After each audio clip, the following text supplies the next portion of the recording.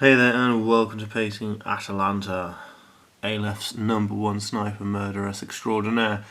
So first up, going to just block in some base colours. Here's our basic colours just blocked in, nice and simple. Covered everything in a thick coat of charcoal grey, as is. I don't know, fairly strong tendency mine. I like to just start off with a colour just to get another layer of paint over the underpaint, help to prevent chipping, etc. And then I've used a combination of cold grey and blue grey to block in all of the areas which I want to start heading immediately towards lighter tones. I used a brown on the backpack. Could have stuck with a grey, but because I used brown for the packs and staff on the Danavas hacker, I decided that I'd start running that through and using it as a theme. As you can see, somehow, I don't know how, I had a decent layer of undercoat on this. I'm already managing to chip it. How very frustrating, but as ever at this point she's very mucky miniature. And next up though, we're going to run a tier of white highlights over everything before giving the tint wash. Here we go then, highlights are all applied. Next up it's just a case of adding an ink wash and just doing these white highlights, high definition, because I want the high contrast, as high a contrast as possible at this point. Because, especially with these infinity miniatures, they're so finely detailed that, to be quite honest with you, I mean, it might be that I've got bad eyes and I'm getting old.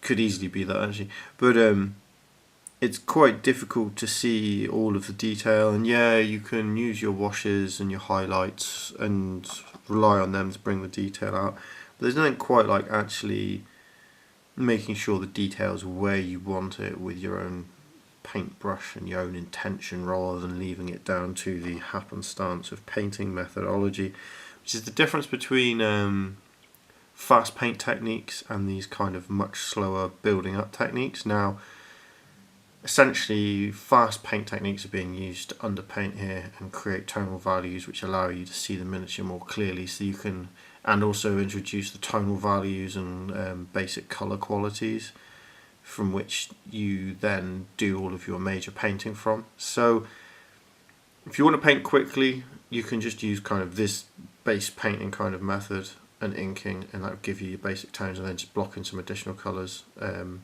over the top. So by the time we've done this, you know, you can chuck it on the tabletop if you like.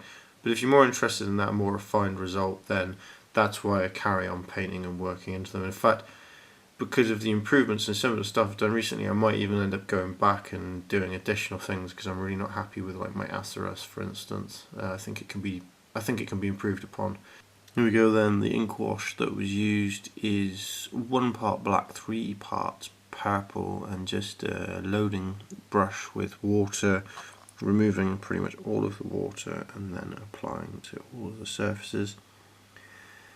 And as you can see, there is some variegation occurs and some distinct coloration occurs, and mostly it knocks everything to some state. I think if I did this again, I would do it ever so slightly thinner than I have this time. And irritatingly, it hasn't got into the notches in the rifle, but that's fine because after the next round of colour, I will introduce a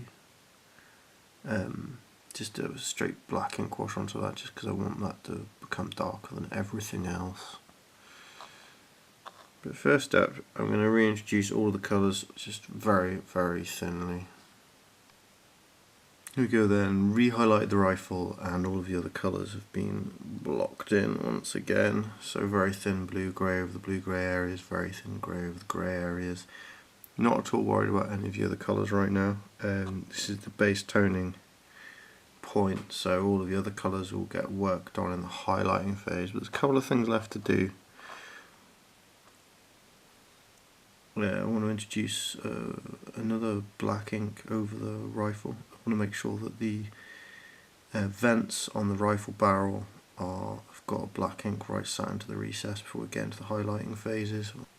Here we go then, that's the rifle knocked back again, this time using a 2-part water, 1 part black ink. So at this point she looks like she's all kitted out for a stealth mission, and you know, that's all good, isn't it, right? This is all about the spec ops and that. But next time I'm going to be dealing with toning. You could chuck on the battlefield at this point, although you need to do a whole load of details really. But you could just put in those details and be done. Or alternatively, you can come back and you can do the whole caboodle. So next time is going to be toning, and then there will be highlighting and lighting, because there's going to be lighting effects. Because she's actually human, she's not an ALF puppet.